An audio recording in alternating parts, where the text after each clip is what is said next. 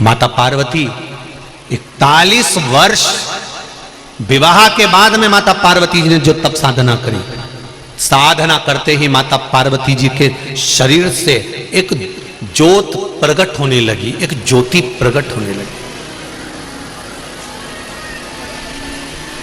तप का बल प्रकट होने लगा।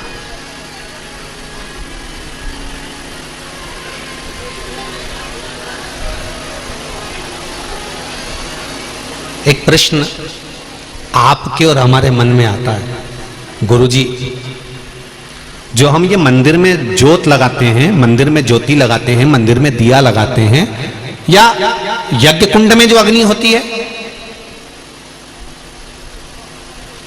या जो ज्योत हम प्रकट करते हैं, चाहे माता रानी की करें या श्याम बाबा की करें या राम जी की करें या कृष्ण जी की करें या हम रुणिचा की करें या हम किसी भी देवी देवता की करें, ये ज्योत जो खड़ी करते हैं, ये ज्योत है कौन? ये ज्योति है कौन? इस ज्योति का प्रतिबिंब कहां से? इस ज्योति की प्रागट्यता कहां से? ये ज्योति किसकी लड़की है? ये ज्योति किसकी पुत्री है? क्यों माता रानी के अनुष्ठान में, क्यों शंकर जी की पूजन में, राम जी की पूजन में, कृष्ण की पूजन में, भगवान के 33 कोटि देवी देवताओं की पूजन में ज्योति की महत्वता क्यों होती है? दीप की महत्वता क्यों होती है? दिया क्यों लगाना चाहिए? अगर दिया नहीं लगाओगे तो अगरबत्ती लगाना पड़ेगा, अगरबत्ती नहीं लगाओगे तो यज्ञ करना पड़ेगा, यज्ञ नहीं करोगे तो धूप बत्ती लगाना पड़ेगी। पर अग्नि उस जगह पर प्रकट ज्योति का स्वरूप कहां से आया? ये ज्योति कहां से प्रकट हुई? ये ज्योति की मूलता कहां?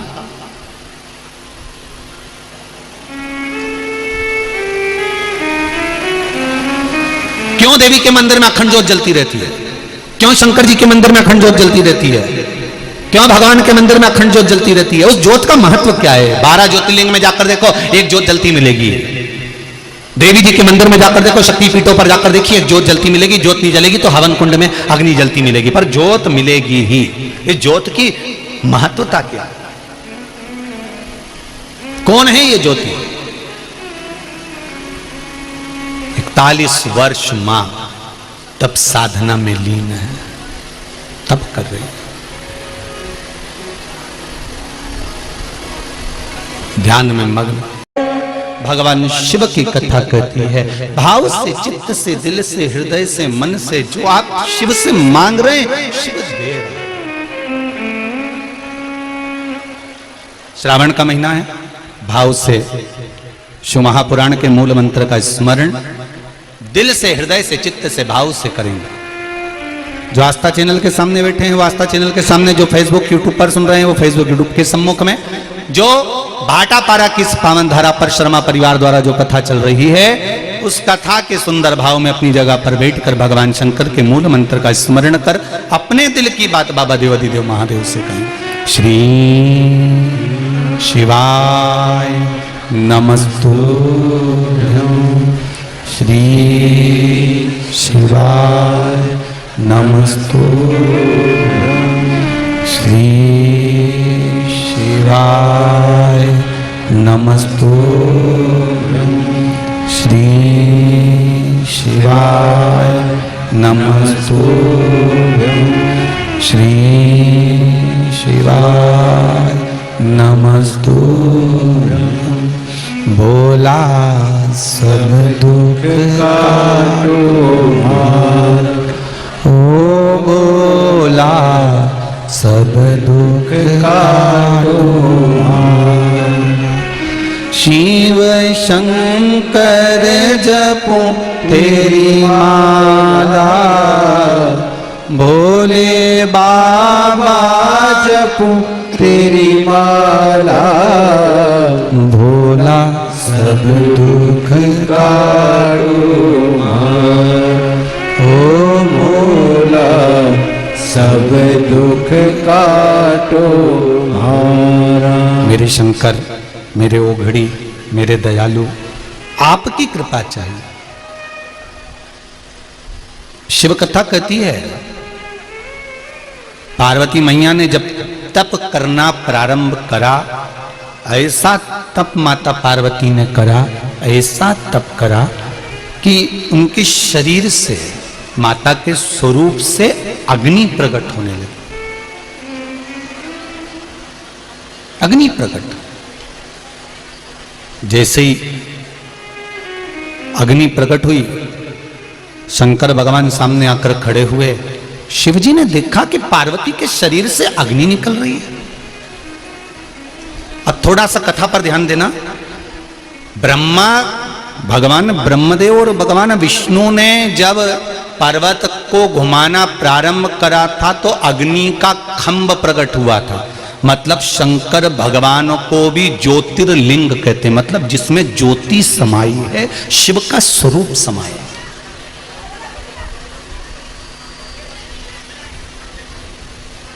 अब एक प्रसंग सामने आता है। तुम्हारे नगर में जितने लोग कथा सुन रहे हैं ध्यान से सुनना, तुम्हारे मोहल्ले में, तुम्हारी कॉलोनी में, तुम्हारे क्षेत्र में, तुम्हारे नगर में जो शंकर जी का मंदिर है, उस शंकर जी के मंदिर में, शंकर जी के शिवालय में जो शिवलिंग बैठा हुआ है वो ज्योतिर्लिंग कहलाएगा कि नहीं कहलाएगा? अरे जम के तो बोलो, कहलाएगा ना, क्योंकि उसमें शिव की ज्योति है।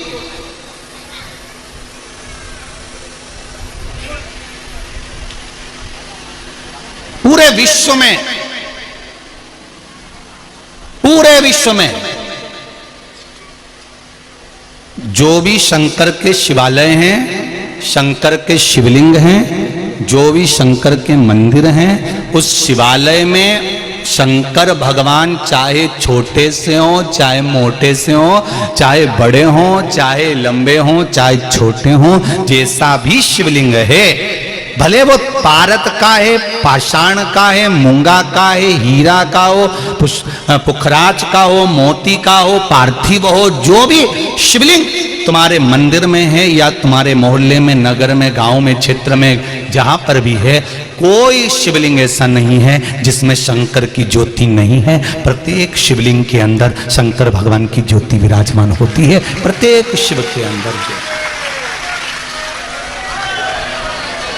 प्रत्येक शिवलिंग,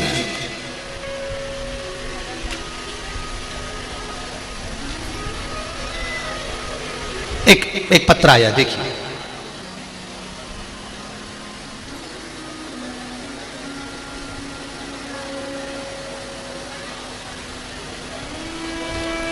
गुरुजी, मैं भिलाई से नगर कोहका से आई हूं। मेरा नाम आरती नेमा है। कहीं आरती नेमा बैठी हो तो हाथ हिलाइएगा। आप ही का नाम है? दोनों हाथ हिला दो एक बार। हर हर महादेव।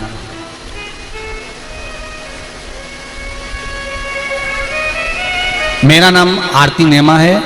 गुरुजी, मैं भोला की महिमा की इतनी है कि बता नहीं सकती। मेरा लड़का अभिषेक सीहोर गया था, वहां से रुद्राक्ष लाया था। फिर मेरे सहेली के पति बहुत बीमार थे, वो बिस्तर से उठ नहीं पाते थे। कई साल हो गए थे उनको बिस्तर पर पड़े पड़े। मैंने उस रुद्राक्ष को उनको दिया। पहले तो बहुत बहुत धन्यवाद कि किसी की बीमारी को समाप्त करने के लिए आपके पास जो रुद्राक्ष था आपने दिया, उसके लिए धन्यवाद है बहुत बहुत। क्योंकि संसार में अगर हम किसी का सहयोग करते हैं, संसार में अगर हम किसी को हेल्प करते हैं, सहयोग देते हैं, व्यापार हो, परिवार हो, चाहे समाज हो, अगर हम किसी ना किसी को सहयोग करते रहते हैं तो परिवार, व्यापार और समाज ये कभी नीचे नहीं आते, ऊपर की ओर ही बढ़ते चले जाते हैं। सहयोग से कभी नीचे नहीं आता, व्यक्ति ऊपर बढ़ता है। मेरी सहेली के पति बहुत बीमार थे, बिस्तर से उठ नहीं पाते थे, कई साल हो गए थे बिस्तर पर पड़े। मैंने उस रुद्राक्ष को अपनी सहेली को दिया और उन्होंने उस रुद्राक्ष का जल अपने पति को पिलाना प्रारंभ करा। जब वो डॉक्टर को दिखाने के लिए गए और उनको लेकर गए तो डॉक्टर उनकी रिपोर्ट देखकर कहता है कि किसी दूसरे डॉक्टर का इलाज चल रहा है क्या? पूरी रिपोर्टें नॉर्मल आना प्रारंभ हो गई और उनको आराम लग गया, वो चलना फिरना प्रारंभ कर दिए। बेटो बहन, हर हर महादेव। शिव कृपा। एक पत्र और है बड़ा सुंदर, देखिए।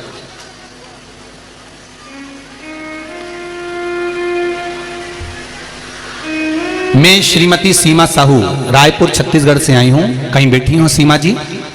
पत्र थोड़ा सा लंबा है, आप ही हैं, दोनों हाथ हिलाकर एक बार अभिवादन करें। बहुत बड़ा पत्र है, साड़ी की पिन भी इसमें टच है? ये पत्र बड़ा है ना, इसलिए 1 2 3 पत्रों 3 दूनी 6 पढ़ने पर लिखा हुआ है। आपने बड़े दिल से लिखा है, पिन भी बता रही है हो? तो अपना कोई सामान कोई ऐसे थोड़ी ना दे देता है टच करके। तो ये तो हृदय का भाव है। गुरुजी, भोलेनाथ से क्या कहूं, भोलेनाथ दया करना मैं तेरे भरोसे हूं। वाह वाह, बाबा की कृपा।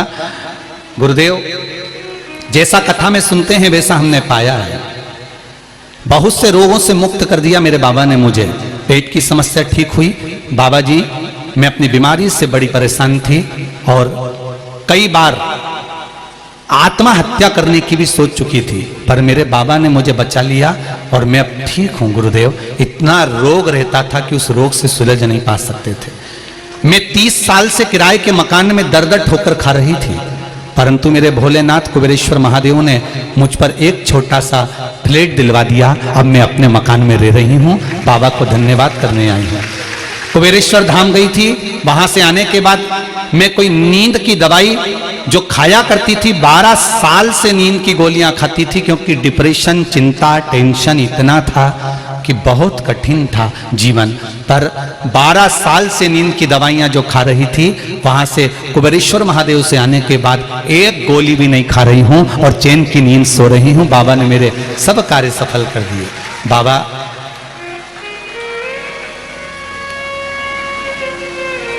हम 1 लोटा जल बाबा के मंदिर जाकर चढ़ा रहे हैं। जब से चढ़ा रहे हैं बाबा ने हाथ पकड़ रखा है। गुरुदेव, मैं प्रणाम करने आई हूँ। दीदी, श्री शिवाय नमस्तुभ्यम। बैठिए बैठिए। हर हर भोलेनाथ दया करना,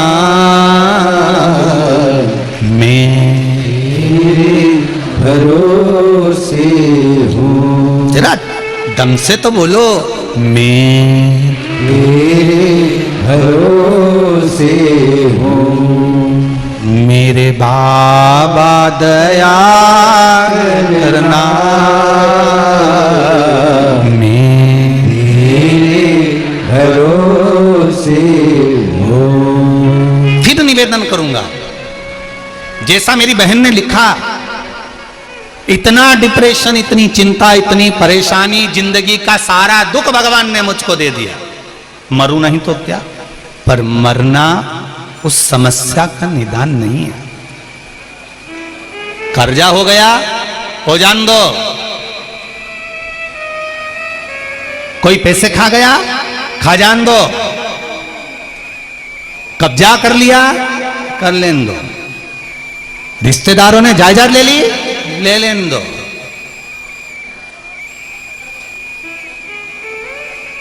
जागीर लेगा जिस जिगर में शंकर का दम हो, वो जिगर तो नहीं लेगा,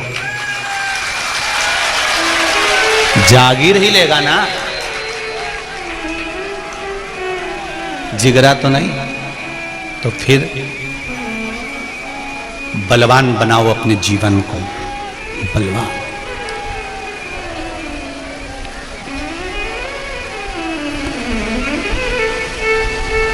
भारत की भूमि के सिंहासन पर बैठकर आत्मनिर्भर भारत का सपना कोई देख रहा है और सपने को आपको भी दिखाया जा रहा है कि आत्मनिर्भर बनो।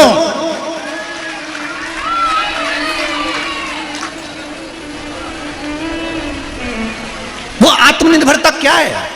वो आत्मनिर्भरता का भाव क्या है? आज जरा सा कोई देश आंख दिखाता है और पेट्रोल डीजल आना बंद हो जाता है, इसलिए आत्मनिर्भर बना रहा है वो व्यक्ति बैठकर कि हमें किसी की आंख नहीं देखना पड़े, हम आंख में ही घुस जाएं। तब बनेगा आत्मनिर्भर भारत। कोई सहज है?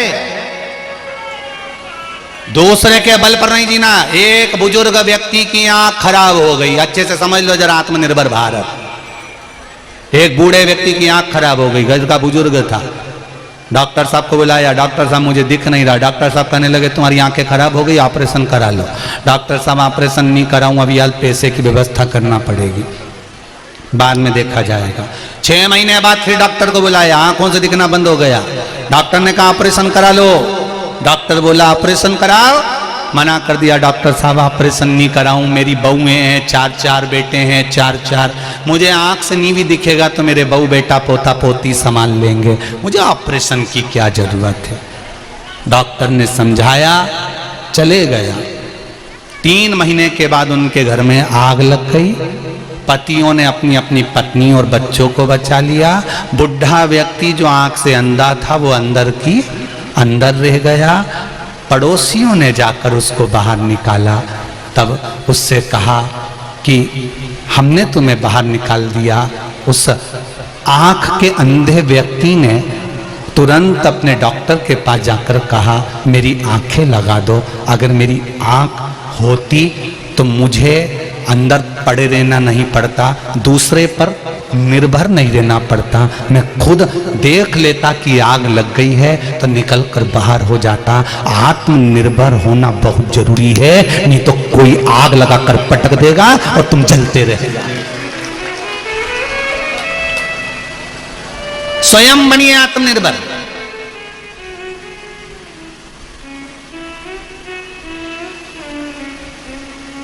दूसरा धन खा गया, खजान दो, दूसरा पैसा खा गया, खजान दो।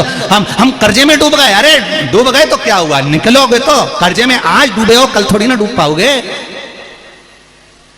तकलीफ आ गई, फसल नहीं हुई, व्यापार नहीं चल रहा, नौकरी नहीं हो रही, मत ओन दो ना। शंकर का भजन तो करो, एक लोटा जल चढ़ाना तो चालू करो, शंकर के मंदिर तो जाना चालू करो। एक एग्जाम दिया उसमें पास नहीं हुए, दूसरा एग्जाम दिया उसमें पास नहीं हुए, एक इंटरव्यू दिया उसमें पास नहीं हुए। अरे भारत का गौरव रहे पूर्व में समय के अनुसार एक स्मरण कराऊं, 15 बार इंटरव्यू दिया और 15 बार फेल हो गए, 15 बार चुनाव लड़े और 15 बार हार गए, तो भी हिम्मत नहीं आ रही। 16वीं बार फिर चुनाव लड़ने का सोच लिया तो जीत गए। तो ऐसे ऐसे पद हैं संसार में, तुम देखो तो कब तक हार भी कब तक हार देगी।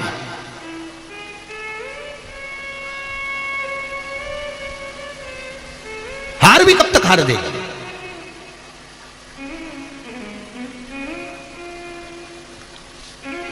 परसों भारत की बेटियों ने कमाल करा।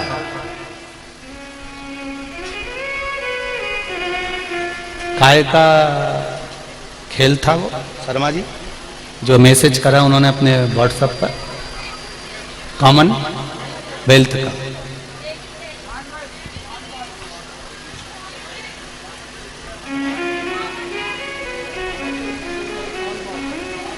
नॉन वॉल का, कॉमनवेल्थ का जो गेम था, उन बेटियों ने मैसेज करा है व्हाट्सएप पर कि पूज्य गुरुदेव को बताना, हम 3 बार हार चुके थे, 4थी बार हमने विचार कर लिया कि सोमवार का दिन है, काम करते हैं, सब सोमवार का व्रत रखते हैं और 1 लोटा पानी चढ़ाकर फिर चलते हैं। सोमवार का व्रत रखकर शंकर भगवान पर 1 लोटा पानी चढ़ाकर बेटियां चली गई और जीत कर फिर जीत अपने हाथ में लेकर आ गई। इसको कहते हैं शिव भक्ति।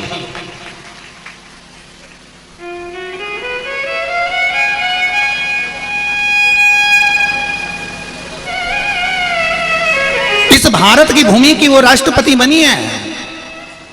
उनसे पूछा जाए, उन्होंने अपनी भाषा में ट्वीट करा है कि मुझे जो कुछ मिला है,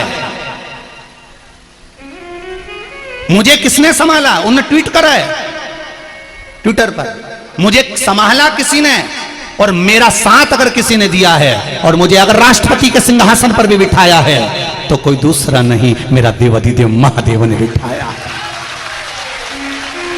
अब तो राष्ट्रपति भी अपना ट्वीट कर कर बोलते हैं कि शंकर की कृपा है। बेटियां युद्ध के मैदान में जाती हैं, कंपटीशन एग्जाम में जाती हैं तो कहती हैं सोमवार का व्रत का फल है। एक बॉडी बिल्डर भी अपने कंपटीशन एग्जाम में उतरता है तो उसकी मां लिखकर भेजती है, गुरुजी से कहना धन्यवाद, मेरा बेटा पशुपति व्रत का आनंद कर कर। ये शिव है, ये शंकर है, क्योंकि दुनिया के लोग पहचान गए कि हम अगर हार भी रहे हैं तो दुनिया के लोग हमारा पैसा खा सकते हैं, दुनिया के लोग हमारी जागीर खा सकते हैं, हमारी प्रॉपर्टी खा सकते हैं, पर जिगरा नहीं खा सकते। जिस दिल में देवाधिदेव महादेव बैठ जाए वो दिल की जीत एक ना एक दिन निश्चित होती है। आप उससे दिल तो लगाइए, आप उसको अपना तो बनाइए। आज पूरा विश्व, पूरा देश, और देश ही नहीं विदेश में बैठे हुए लोग भी भगवान शंकर को 1 लोटा जल चढ़ा रहे हैं तो उनका 1 लोटा चढ़ाया गया जल खाली नहीं जाएगा। शंकर भगवान को ज्योतिर्लिंग कहा जाता है। अग्नि के खंभ से प्रकट हुआ है शिवलिंग, तो हर शिवलिंग में ज्योति शंकर की है, वो फल देगी जरूर, निश्चित है वो फल देगी।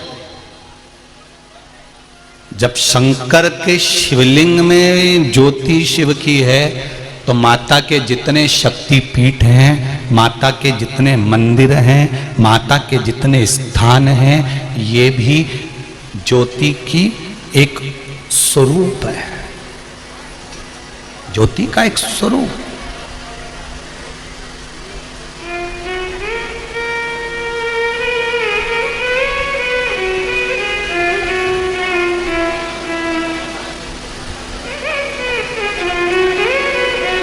ज्योति का स्वरूप। और घबराना नहीं है, मैं फिर निवेदन करूंगा, मरने का प्लान चेंज कर दो। अगर कोई सोच के बैठा कि हमारा इतना कर्जा हो गया, हम तो इतने दुखी हो गए, हम इतने तकलीफ में आ गए, हमारा इंटरव्यू नहीं निकल रहा, हम पास नहीं हो रहा है, चिंता छोड़ो।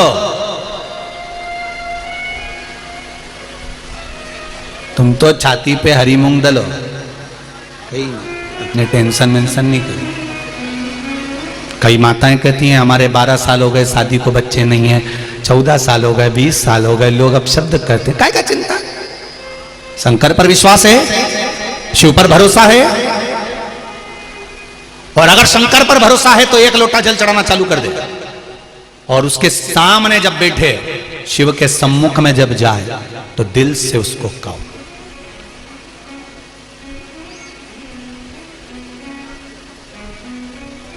दिल से कहो उसको। एक पत्र आया, उस पत्र में लिखा था, गुरुजी एक बार आपने कहा था कि शंकर जी पे चढ़ी हुई वस्तु नहीं खाना चाहिए। एक पत्र में गुरुजी आपने एक बार कथा में कहा था कि शिव जी पे चढ़ा हुआ सामान नहीं खाना चाहिए, वो बैरागी, त्यागी, साधु, संत, सन्यासी, तपस्वी, साधक, उपासक, उनके हिस्से का होता है। केवल नर्मदेश्वर महादेव कैसे होते हैं जिन पर चढ़ा हुआ खा सकते हो, तो हम लोग बेलपत्री खाते हैं, तो वो खाएं कि नहीं खाएं। हमने अगर कहा है तो एक बात हमने आपको बार बार कही है कि शंकर जी से एक बेलपत्र अगर खाने की ला रहे हो तो क्या बोल कर लाना कि बाबा औषधि दे दीजिए। बोला कि नहीं बोला था? अरे बोलो तो जम के, बोला था ना। हमें शिवजी से चढ़ा हुआ सामान नहीं चाहिए, हमें शंकर भगवान से औषधि लाना है। हम उनका लड्डू नहीं खा रहे, हम उनका पेड़ा नहीं, हम तो उनसे उनकी औषधि मांग कर ला रहे हैं कि आपकी एक बेलपत्र दे दो और इसको औषधि बना कर दे दीजिए। आपका चढ़ा हुआ जल आप औषधि बना कर दे दीजिए, आप पर चढ़ी हुई बेलपत्र औषधि बना कर दे दीजिए। हम शिव जी की शिव महापुराण का एक एक प्रसंग हमारी जिंदगी में उतार कर रखिए कि गुरु जी ने क्या बोला और किस तरह से बोला और उसका फल क्या है और उसका स्वरूप क्या है, उसको उतारिए अपने जीवन में, आपको मिलेगा।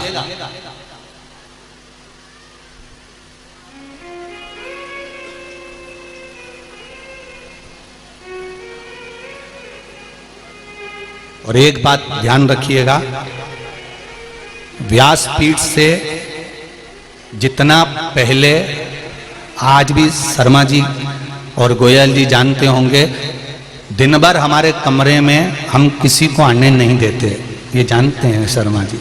और आपने देखा होगा दिन भर हमारी केवल एक पढ़ाई चलती रहती है, ये शिव पुराण भली और बाबा भला। दिन भर जितना आपको, और आज से नहीं पहले से नियम है, व्यासपीठ से वही बताया जाता है जो शिव महापुराण में या गर्ग संहिता में या स्कंद पुराण में, पद्म पुराण में, नर्मदा पुराण में, लिंग पुराण में, भविष्य पुराण में, देवी भागवत में जो हमको निचोड़ मिल जाता है उसको लिख कर रख लेते हैं और उसको रखकर फिर आप तक पहुंचाया जाता है, जिससे ये जीवन का कल्याण कर सके, जो शास्त्र के अनुकूल हो, शास्त्र के अनुकूल।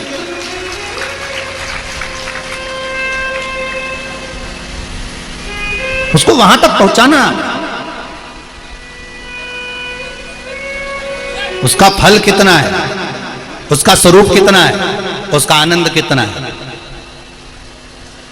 महाराज शिव महापुराण की कथा कहती है, भगवान शंकर का चरित्र कथा है। माता पार्वती जी ने जो तप साधना करी, उस तप साधना से ज्योति प्रकट हो गई। जैसे ही ज्योति प्रकट हुई तो शंकर भगवान ने आकर दर्शन किया। दर्शन किया, पार्वती से पूछा, पार्वती, हे पार्वती उठो, दर्शन करो तुम मेरा।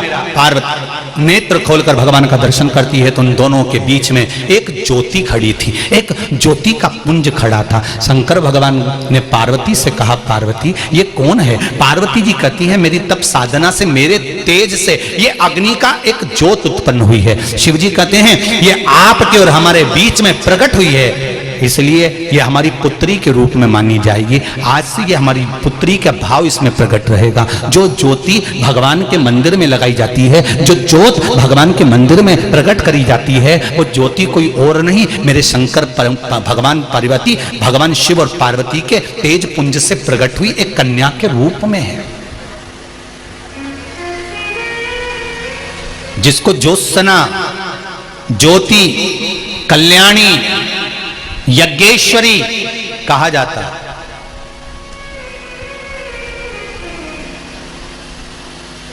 उस ज्योति ने स्त्री का रूप ले लिया, कन्या का रूप ले लिया। 4 वर्ष की कन्या बनकर वो ज्योति घूमने लगी।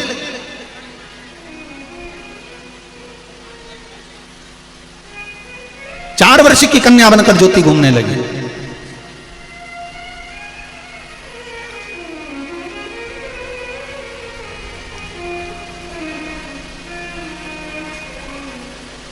भगवान शिव ने पार्वती को आवाज लगाया, पार्वती,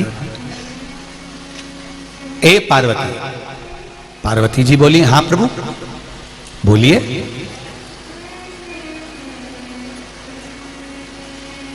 आज ज्योति नजर नहीं आ रही है,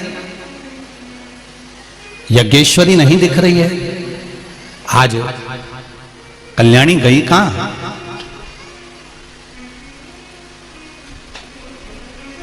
ये यज्ञेश्वरी, ज्योति, कल्याणी, ज्योत्सना है कहां? ज्वाला है कहां? दिख नहीं रही।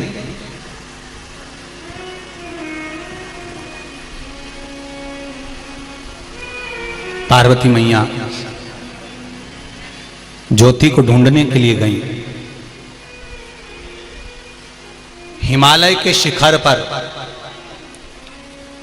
हिमालयों की गुफा में पार्वती मैया अपनी पुत्री ज्योति को ढूंढ रही।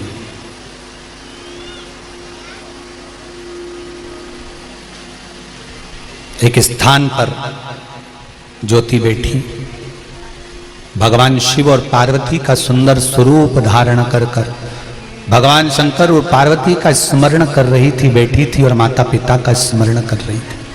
पार्वती जी का दर्शन हुआ, पार्वती जी ने उसको उठाया, उठाकर पूछा, क्या चाहती हो तुम ज्योति?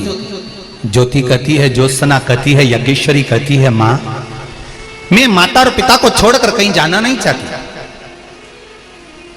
मैं अपने माता पिता के संग में हमेशा रहना चाहती, मैं अपने माता पिता को छोड़कर कहीं जाना नहीं चाहती।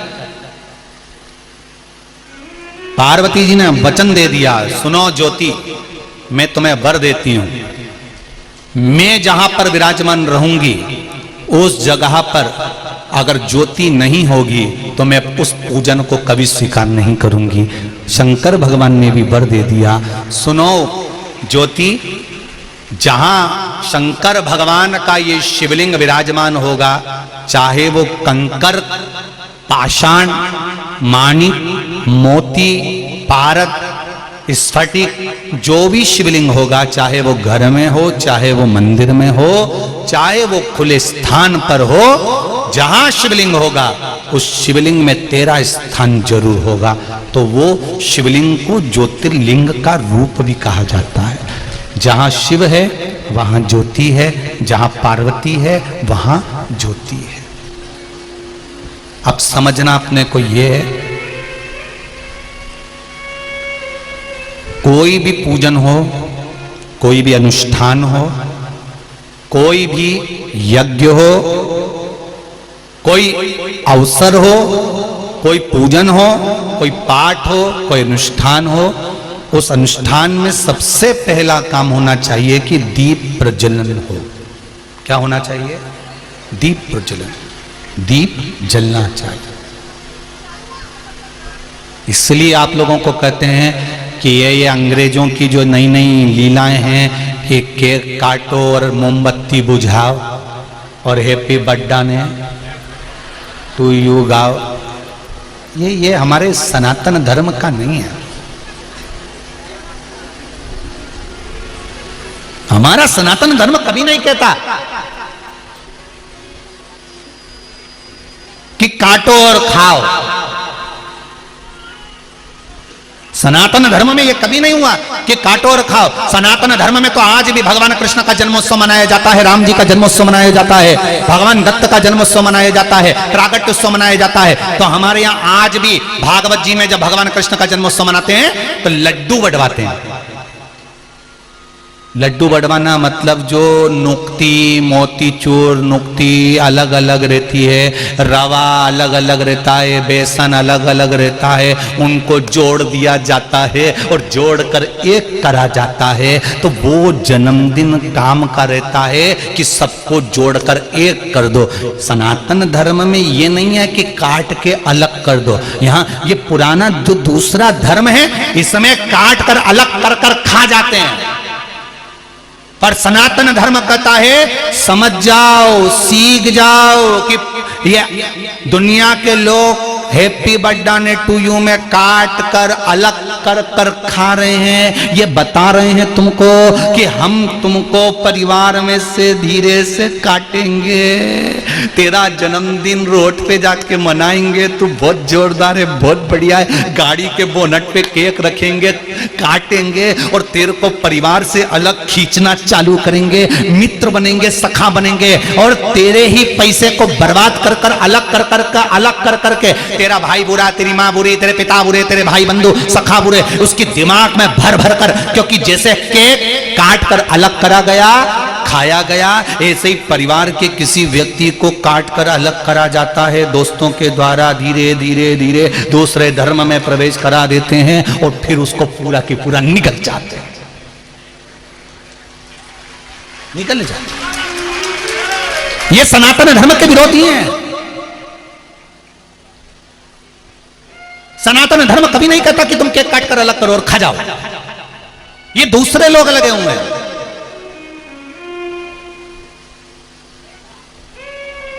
आज छत्तीसगढ़ में सबसे ज्यादा धर्म परावर्तन का जो कार्य चल रहा है वो छत्तीसगढ़ में चल रहा है। सबसे ज्यादा धर्म परिवर्तन अगर चल रहा है तो छत्तीसगढ़ में चल रहा है। ये भी ऐसे ही करते हैं, धीरे धीरे आपको हम अच्छी नौकरी देंगे, हम अच्छी सर्विस देंगे, हम अच्छी औषधि देंगे, हमारे हॉस्पिटल आप, हमारी सर्विस में आप, हमारी नौकरी में आप, धीरे धीरे काट कर ले गए हैप्पी बर्थडे टू यू, काटा खिलाएगा और वो काट के अलग ले जाते हैं और पूरा की पूरा निकल जाते हैं। और तुम समझ नहीं पाते कि मेरे दोस्त कितने अच्छे अलग से रात्रि को 12 बजे केक लेके आए मेरे लिए और मेरे को उठा के घर में से लेके गए, गाड़ी में बिठा के लेके गए और रोड पे जाके केक काटा। अब सोचो ये लावारिस था क्या कि इसके घर में इसके माँ बाप नहीं थे? अगर केक काटना ही था तो घर में काटते, केक काटकर उसके माँ बाप के गले में माला पिनाते, सुंदर माला उसके माँ बाप के गले में पिनाते कि कितना अच्छा दोस्त दिया है मम्मी आपने, पापा। पार्वती मैया भगवान शंकर से प्रश्न करती है कि प्रभु आप ये बताओ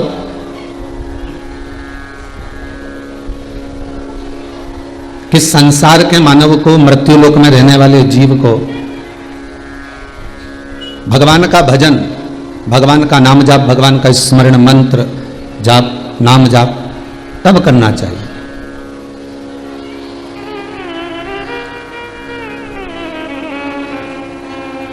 भगवान का मंत्र जाप, भगवान का नाम जाप कब करें? ये पार्वती मैया भगवान शिव से पूछ रहे हैं और भगवान शंकर माता पार्वती जी से कहते हैं, पार्वती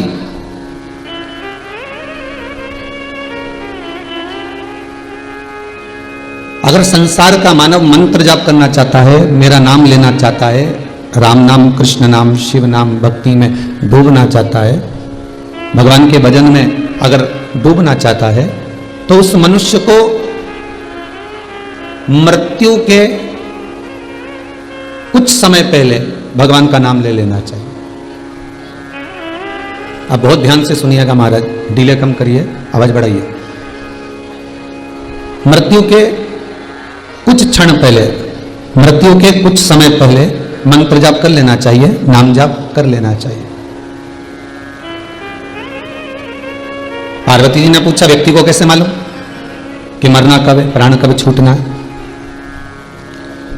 व्यक्ति को मालूम कैसे कि प्राण कब छूटेंगे, मरेंगे कब, कब प्राण जाने वाले हैं, कब मृत्यु आने वाली है, उसको कैसे मालूम होगा? शिव कहते हैं, जब मनुष्य का जन्म होता है, माता के गर्भ से जब बच्चा जन्म लेता है, जन्म लेने के बाद में यह निश्चित हो जाता है कि इसके प्राण कौन सी तिथि को, कौन सी तारीख को, कौन से पल, कौन सी घड़ी, कौन से क्षण प्राण छूटेंगे। ये निश्चित है। कब प्राण जाना है ये एक निश्चितता हो गई कि ये इतने बजे, इतनी तारीख को, इतने समय मरेगा, प्राण छूटेंगे। पर ये किसी को बताया नहीं जाता कि प्राण कब जाएंगे। अच्छा डॉक्टर भी हो, शास्त्री भी हो, कोई ज्योतिषी भी हो, तो नहीं बताएगा कि जब मरेगा कब।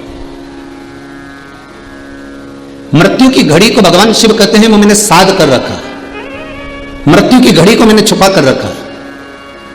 और मृत्यु की घड़ी को छुपा के रखने का केवल एक कारण है कि जब मृत्यु का पता नहीं चलेगा तो व्यक्ति कम से कम भजन में लगा तो रहेगा। पार्वती, मैंने आपको कहा कि मरने के कुछ क्षण पहले भगवान का भजन करो। अब व्यक्ति को कब मरना है, इसलिए शास्त्र कहता है कि श्वास श्वास में शिव रटो, वृथा जन्म मत खोए, ना जाने इस श्वास का फिर आवन होए ना हो। हर श्वास में जब शिव रटते रहोगे, हर श्वास में जब भगवान का भजन करते रहोगे, तब आप रूप जो सुख का अनुभव है, आप रूप जो आनंद का अनुभव है, वो प्राप्त हो जाएगा।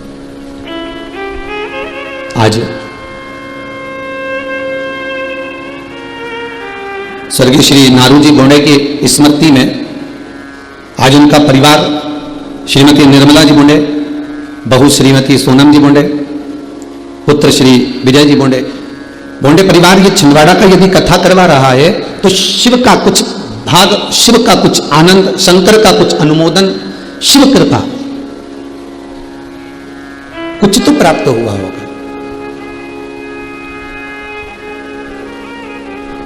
तेरी कृपा बिना ना हिले एक भी अणु, लेते हैं श्वास तेरी कृपा से तनु तनु। हे गंगाधार मुक्ति द्वार ओमकार तो, आयो शरण तिहारी भोले तार तार तो। आज श्रावण का द्वितीय सोमवार है।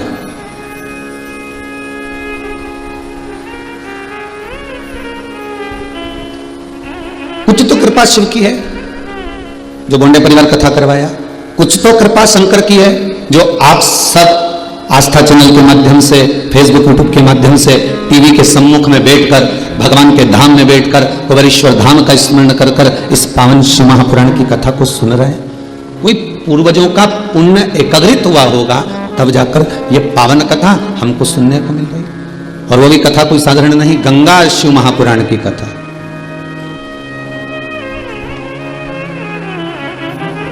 अभी तक गंगा केवल गौमुख से चलकर गंगा सागर तक थी, पर ये गंगा शिव महापुराण की कथा श्रवण कर कर गंगा हर घर घर में पहुंच गई है। केवल श्रवण कर कर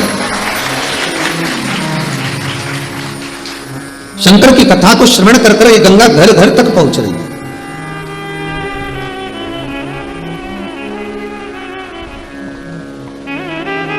तीन नदियां, भारत की भूमि की तीन नदियां शिव महापुराण में बड़ा सुंदर इनका व्याख्यान है। पहली है गंगा, दूसरी है यमुना, तीसरी है नर्मदा। गंगा का स्नान, यमुना का पान और नर्मदा जी का केवल दर्शन जीव को कल्याण कर देता है। केवल दर्शन।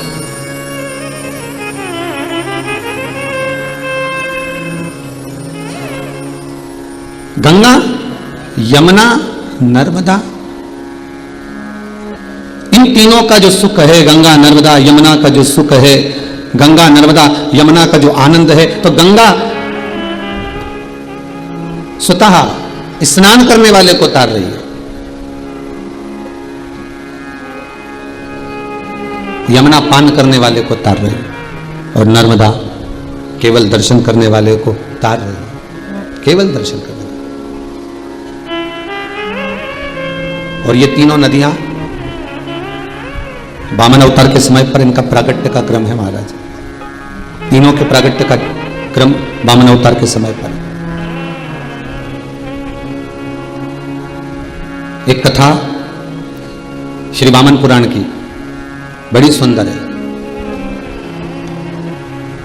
जिस समय पर भगवान नारायण छोटे से ब्राह्मण का रूप रखकर 84 अंगुष्ठ का शरीर धारण कर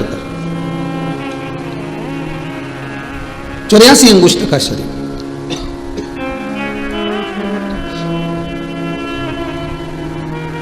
क्योंकि संसार के जितने मानव हैं, जितने मनुष्य पैदा होते हैं, संसार सागर में जितने मानव जन्म लेते हैं, प्रत्येक मनुष्य का जो शरीर होता है वो 84 अंगुष्ठ के बराबर होता है। चाहना तो आप अपने अपने घर में बैठे हो, टीवी के सामने कथा सुन रहे हो, आप अपने अपने शरीर को नाप सकते हो, 84 अंगुष्ठ के बराबर ये शरीर निकलेगा।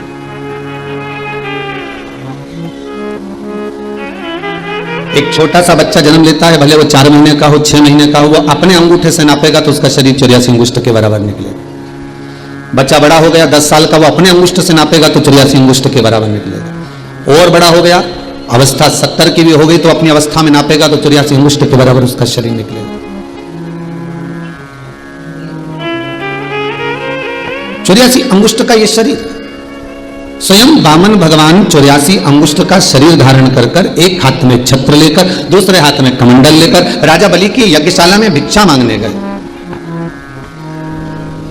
वामन पुराण करे। और राजा बलि के दरवाजे पर जाकर उन्होंने आवाज लगाई कि डोल उठी है सारी धरती देख रे, डोला गगन है आज तेरे दर आया मांगने, वो जगत का पालन हारा रे, जगत का पालन हारा। तू छोड़ सकल निमान ओ पगले, एक शब्द जोड़ा गया इस भजन में, ओ पगले। पागल किसको कहा गया?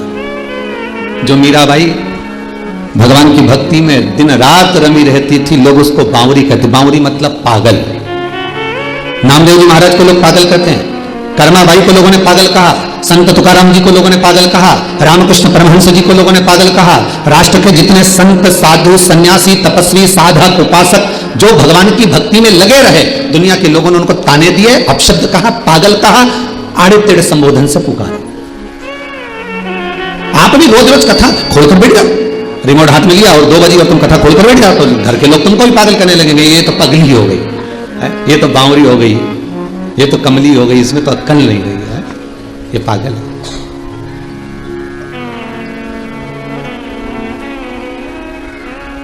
दो बजे कथा ये सुने, सुबह से लेके फिर मोबाइल में लगा के बैठ जाए, रात होए पलंग पे पड़ी पड़ी भी कथा सुनती रहे, तो लोग नहीं पागल कहेंगे? और अच्छा वो सीवर वाला महाराज हुआ, वो भी पगला और भगत भी पगला है? सब पागल। शिवपुराण तो सीधी सीधी बात कर रही ना कि भगवान की भक्ति करने वाला पागल ही होता है।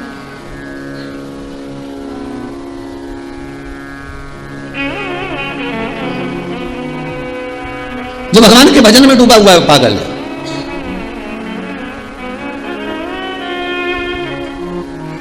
जो भगवान की भक्ति में डूबा हुआ है वो पागल है।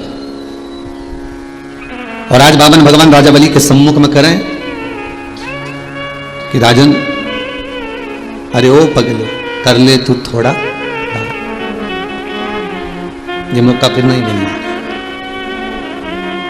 जो भगवान की भक्ति में पागल हो गया, जो भगवान के भजन में पागल हो गया, जो भगवान की कथा में पागल हो गया, जो भगवान के रसतत्व में पागल हो गया, जो भगवान के दीदार में, दर्शन में पागल हो गया, जो भगवान के धाम में पहुंचकर अपने चित्त वृत्ति को भूलकर पागल हो गया, शास्त्र कहता है वही भगवान के करीब हो गया। जो समझदार हो गया वो भगवान से दूर हो गया।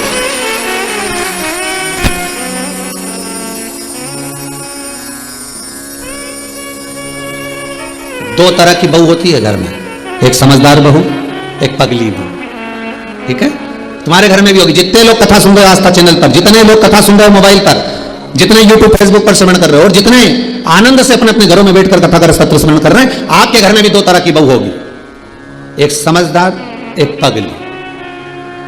अब तुम कैसे पहचानोगे कि समझदार है कि पगली? घर में कोई फंक्शन हो दो, शादी हो दो, कोई रिसेप्शन हो दो, घर में कोई पार्टी हो दो, घर में कोई कार्यक्रम हो दो, एक बहू ऐसी होगी जो पूरा घर संभालेगी। मम्मी जी आई कि नहीं, मामा जी ने खाना खाया कि नहीं खाया, काका जी आई कि नहीं आए, बुआ जी ने ये काम करा कि नहीं करा। एक बहू ऐसी होती है जो जिसको पूरे घर की चिंता लगी रहती है, समझदार। तो और एक ऐसी होती है कि वो आराम से उतर के 9 बजे तो जगदम्बा नीचे आई, और 9 बजे तो नीचे पहुंची, और 9 बजे नीचे आने के बाद में बढ़िया डेंटिंग पेंटिंग कर कुरा के, और शादी का फंक्शन की तैयारी चल रही, और सब तो अपनी जगह पर, और ये बैठ गई लमजरम मांडे, और ऊंचाई, अब वो मांडे जाए।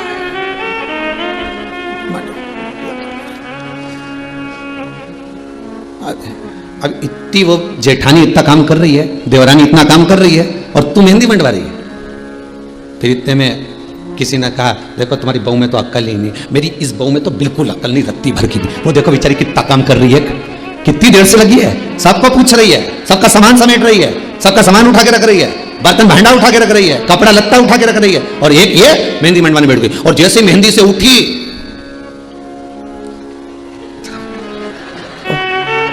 बेचारा भेरू दौड़ के आया,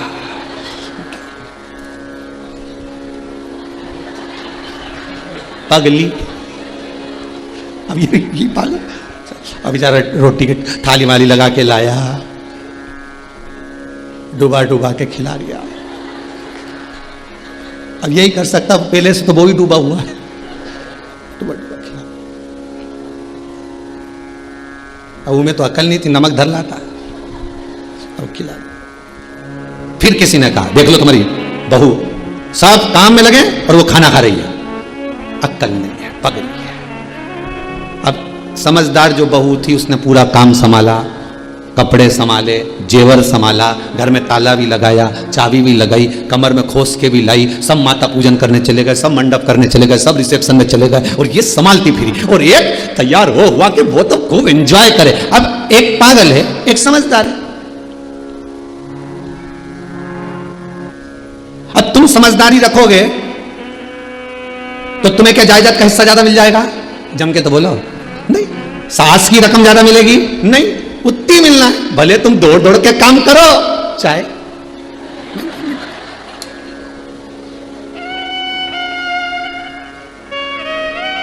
और बल्कि जो बढ़ बढ़कर काम करता है उसको कमी मिलता है, ये शास्त्र रीति है। बेचारी बुआ जी के लाके बिठा दिया, मामी जी के लाके बिठा दिया, मामी जी सारे कपड़े आ रहे संभालते आना, और बुआ जी भाई बैठी सारा कपड़ा संभालती जा रही, सारी रकम संभालती जा रही, सारा सामान संभालती जा रही, और सारी बहू में डेंटिंग पेंटिंग करके सारी पार्टी का एंजॉय कर रहे, और डुकरिया बैठी। अब चाहती तो बुआ जी एंजॉय करने आई थी, शादी का आनंद लेने आई थी, जीजी पूरी शादी का आनंद लेने आई थी, पर कपड़ा लत्ता संभालने के चक्कर में, जेवर संभालने के चक्कर में, सामान संभालने के चक्कर में एक जगह बैठी। अब एक बहू को बुलाया, बेटा भूख लग रही, लिया, अब वो भी गई। अब मालूम पड़े बफेट में तो इतना सारा आइटम बना, नहीं वो तो 3-4 सामान ला के दे रही बुआ जी के, खाओ। अब ईमानदारी से बोलो, जितनी साड़ी सारी बहन बेटी के मिली उतनी उस बुआ के भी मिलेगी ना? अरे बोलो तो कि वो के ज्यादा मिल जाएगी? नहीं, बस मिठाई का डब्बा ज्यादा मिल सकता है, वो भी इसलिए क्योंकि सड़ जाएगी अगर रख लेंगे तो, और बुआ जी जा रही है। तो तुम समझदार क्यों बनो? शिव महापुराण की कथा कहती है, मीरा बावरी हो गई, कर्मा बावरी हो गई, नामदेव, तुकाराम, रामकृष्ण परमहंस, चैतन्य महाप्रभु, भारत की भूमि के जितने साधु, सन्यासी, तपस्वी, साधक, उपासक, संत, महात्मा, ये सबको पागलों की गिनती में गिना गया। और शास्त्र के हम भी कहते हैं, जितने साधु, सन्यासी, तपस्वी, साधक, उपासक, जितने कथाकार, जितने भगवान की भक्ति में डूबने वाले, जो भगवान की भक्ति में रम रहे हो, भगवान के स्मरण में रम रहे हो, वो सब की सब पागलों की गिनती में आते हैं। कथा बांचने वाले भी पागल, कथा सुनने वाले भी पागल। समझदार तो वो है जो कथा हमें आती ही नहीं है, समझदार वो है जो कथा सुनना पसंद करते ही नहीं। अभी कोई हमारा बुढ़ापा है, वो समझदार दिन रात कमाने में लगे हैं, दिन रात जोड़ जोड़ के लाते जाए, देते जाए, लाते जाएं, देते जाएं। पर कभी मन में विचार करो, एक बार तो कम से कम अपने पति से जरूर पूछो, इतना भाग दौड़ करते हो, 8 बजे दुकान से जाते हो, रात को 11 बजे तक आते हो, किसके लिए कमा रहे हो? 2 रोटी सही से नहीं खा पाते हो, 2 रोटी सही से नहीं खा पा रहे हो, चैन की जिंदगी नहीं जी पा रहे हो। किसके लिए कमा रहे हो? किसके लिए करना है? पति कहेगा पत्नी के लिए, बच्चों के लिए, इनको आगे बढ़ाने के लिए, बस यही इनको बढ़ाना है, इनको आगे बढ़ाना है, इनको बढ़ाना। सोच सोच के टेंशन ले लेके शुगर हो गई, भूखे रह रह के बीपी ऊंचा नीचा हो गया, नींद नहीं आ रही तो आंखें के नीचे कालापन आ गया, रात के घबराहट भी हो है। डॉक्टर साहब के पास गए तो के डॉक्टर साहब बड़ी बुरी हालत है। हो क्या रहा है? सब कुछ हो रहा है।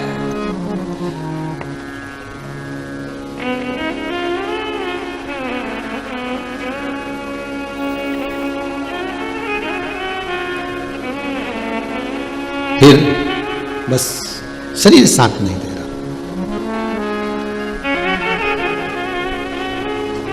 जब फुर्सत बात करन की न थी, जब कमाने में लगे थे तो 2 मिनट की फुर्सत नहीं थी बात करने की, न परिवार, न कुटुंब, न कबीला, न माता, न पिता, न भाई, न बंधु, न पत्नी, न बच्चे, किसी के पास बैठने का समय नहीं।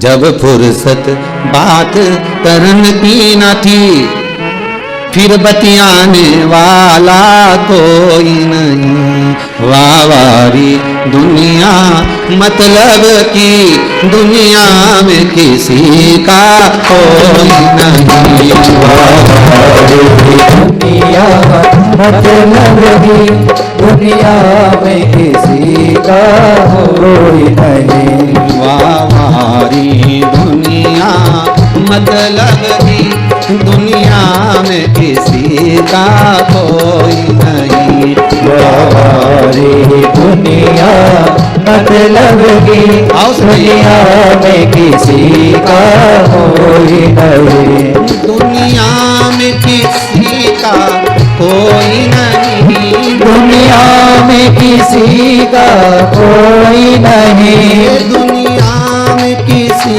का कोई नहीं, दुनिया में किसी का कोई नहीं, दुनिया में किसी का कोई नहीं, दुनिया में किसी का कोई नहीं, वावारी दुनिया मतलब की दुनिया में किसी का कोई नहीं, वावारी दुनिया मतलब की दुनिया में किसी का कोई नहीं।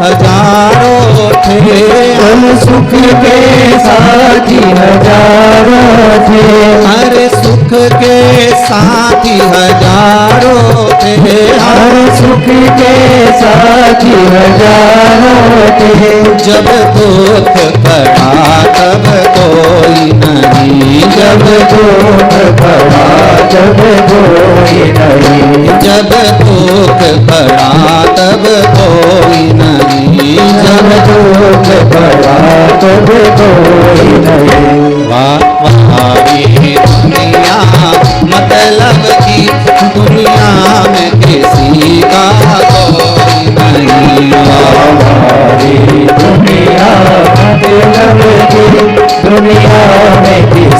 का कोई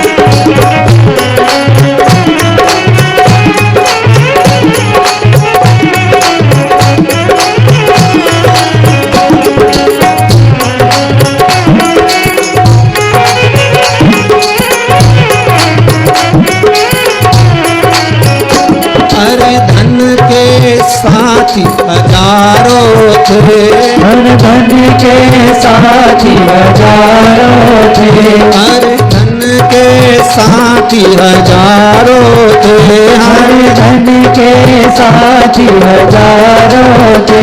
जब धन ही नहीं तो कोई नहीं, जब धन ही नहीं तो कोई नहीं, जब धन ही नहीं तो कोई नहीं, जब धन ही नहीं तो कोई नहीं। हमारी दुनिया मतलब की दुनिया में किसी का कोई नहीं, हमारी दुनिया मतलब की दुनिया में किसी का कोई नहीं। हमारी दुनिया मतलब की दुनिया में किसी का कोई नहीं, हमारी दुनिया मतलब की दुनिया में किसी का कोई नहीं। संसार सागर में जब हम जन्म लिए हैं, इस संसार सागर में हम जब आए हैं, हमको लगता है ये अपना। भगवान की भक्ति में पागल हो जाना प्रमोशन है। क्या है ये? प्रमोशन। जो भगवान की भक्ति में पागल हो गया, समझ लो उसका प्रमोशन हो गया, और जो समझदार हो गया उसका डिमोशन हो गया। अब कोई तुमसे कहे ना ये तो पागल हो गई, कथई कथा कथई कथा कथई कथा, इसके पास तो कोई काम बचा ही नहीं है, केवल कथई कथा सुने, तो समझ लो कि अपन पागल हो गए, मतलब अपना प्रमोशन हो गया, पद बढ़ गया।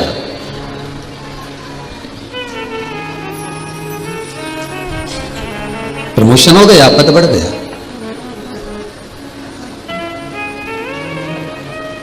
हमें नहीं होना समझदार। शिव कथा कह रहे हैं, 84 अंगुष्ठ का शरीर भगवान वामन ने धारण करा, और 84 अंगुष्ठ का शरीर धारण कर कर एक हाथ में छत्र लेकर दूसरे हाथ में कमंडल लेकर राजा बलि की यज्ञशाला में जब पहुंचे हैं भिक्षा मांगने के लिए, राजा बलि देने को तैयार है कि ले लीजिए। आपने भागवत जी में तो सुना ही होगा ना सारा चरित्र, बहुत सुंदर सुंदर संवाद है श्रीमद् भागवत के भीतर, आप ले लीजिए। कितना चाहिए आपको? 3 पग भूमि।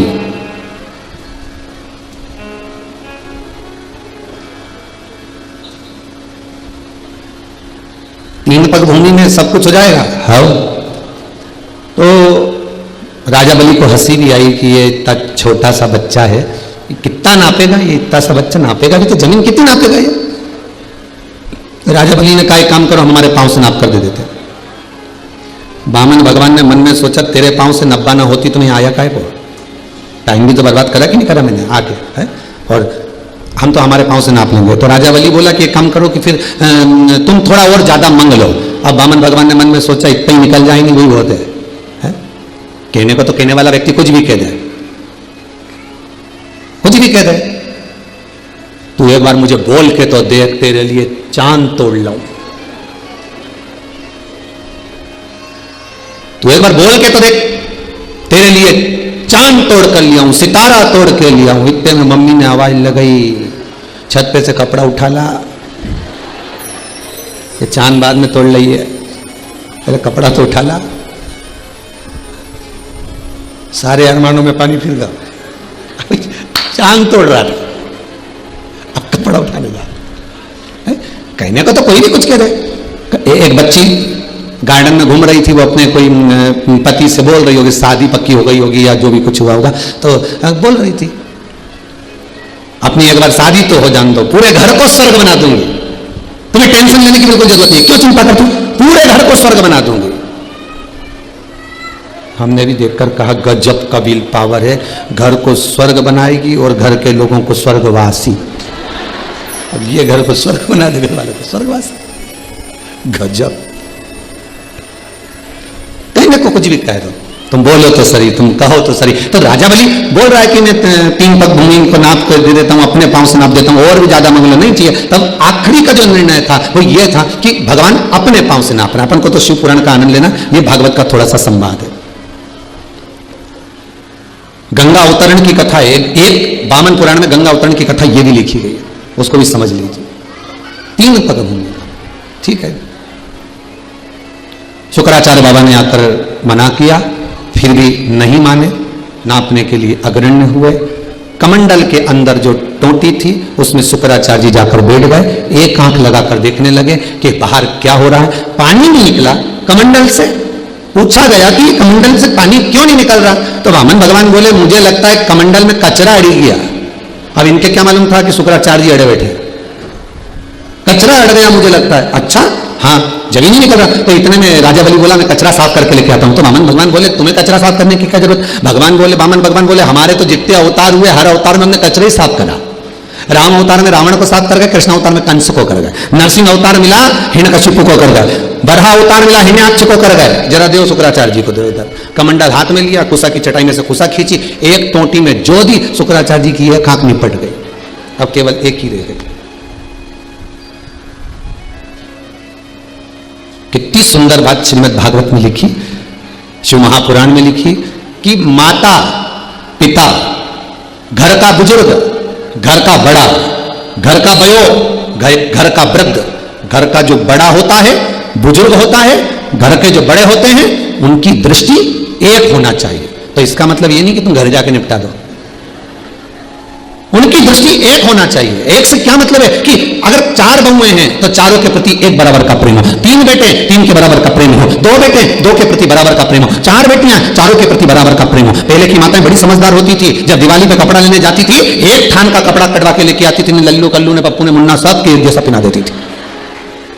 और अगर लल्लू कल्लू पप्पू मुन्ना में से एक भी घूम जाता तो पहचान आ जाता कमलाबाई का छोरा है। धन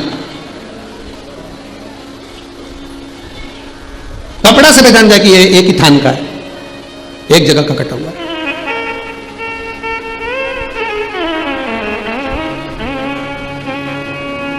शुक्राचार्य जी की एक आंख क्यों करी गई, क्योंकि दान करने वाले को रोक रहे थे। शिव महापुराण की कथा कहती है कि जिस समय दान करने का मन में भाव प्रकट हो जाए, जिस समय दान करने का एक लक्ष्य प्रकट हो जाए, जिस समय तुम्हारी चित्तवृत्ति में एक बात आ जाए कि मुझे ये दान करना है, इन हाथों से देरी मत करना, दान कर देना। दान मन में आने के बाद अगर रख लिया जाता है तो व्यापार व्यवसाय या उन्नति को रोकना प्रारंभ कर देता है। जो हमने मन में संकल्प लिया कि मैं ये दान करूंगी, 500 रुपए करूं, 2 रुपए करूं, 50 रुपए करूं, किसी को ये दूंगी वो दूंगी, तो वो पहले दो, क्योंकि वो दान तुम्हारे मन से निकल गया। और वो दान अगर तुम्हारे घर में पड़ा हुआ है 5,000 10,000 20,000 21,000 1 रुपया 4 रुपया 2 रुपया, वो जब तक घर में पड़ा हुआ है तब तक तुम्हारी वृद्धि नहीं करने देगा, तुम्हारी उन्नति को रोकेगा। जिस दिन तुम्हारे मन में दान का भाव हो गया कि अब ये मैंने दान कर दिया है, चाहे कुछ भी हो जाए इसको मुझे दान करना है, भले तुमने अलग निकाल के रख दिया, भले तुमने कपड़े में बांध के रख दिया, भले तुमने गुल्लक में रख दिया कि मैं जाऊंगी जब दूंगी, मैं ये करूंगी जब पहुंचूंगी जब दूंगी, भले निकाल कर कपड़ा रखा तो घर में ही है ना। दान अगर एक बार मन से दे दिया जाता है, दान एक बार अगर चित्तवृत्ति से दे दिया जाता है, फिर उसको रखा नहीं जाता, उसको पहुंचाने का प्रयास करना पड़ता है। मैं दे दूं कैसे भी पहुंच जाए, बस 50 काम छोड़ दो, फिर देखिए आना ही है, फिर पहुंचाना ही है। घर में कोई अड़चन आ रही है, सब दूर पूछ लिया, पंडित जी से भी पूछा, ना जाने क्या हो रहा है, हमारे तरक्की रुकी पड़ी। तो पंडित जी नहीं बोलेंगे कि तूने, क्यों पंडित जी बोलेगा तो ये सोचेगी कि बताओ कैसा है, ये तो अपनी अपनी सोच है। पंडित जी नहीं बोलेगा कि तुमने कहीं का दान रख रखा है क्या, या तुमने दान का संकल्प लिया था क्या, या कोई देने की बात करी थी क्या, या मन में तुम्हारे विचार आया था क्या, तो वो तुम्हारा रखा है, इसलिए ये तरक्की ये उन्नति ये वृद्धि रुक रही। दान पहले करो।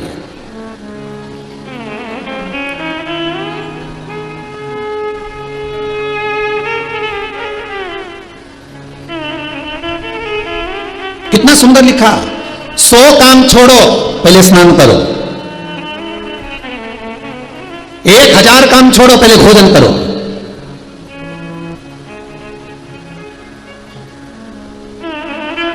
और 1 करोड़ काम छोड़ो पहले दान करो, और 10 करोड़ काम छोड़ो पहले भगवान का भजन करो। ये मौका नहीं छोड़ते चलो, 50 काम छोड़ना है, पहले भगवान का भजन इन श्वासों से, इन धड़कनों से, इन हृदय से, इन चित्त से, इस वृत्ति से हो।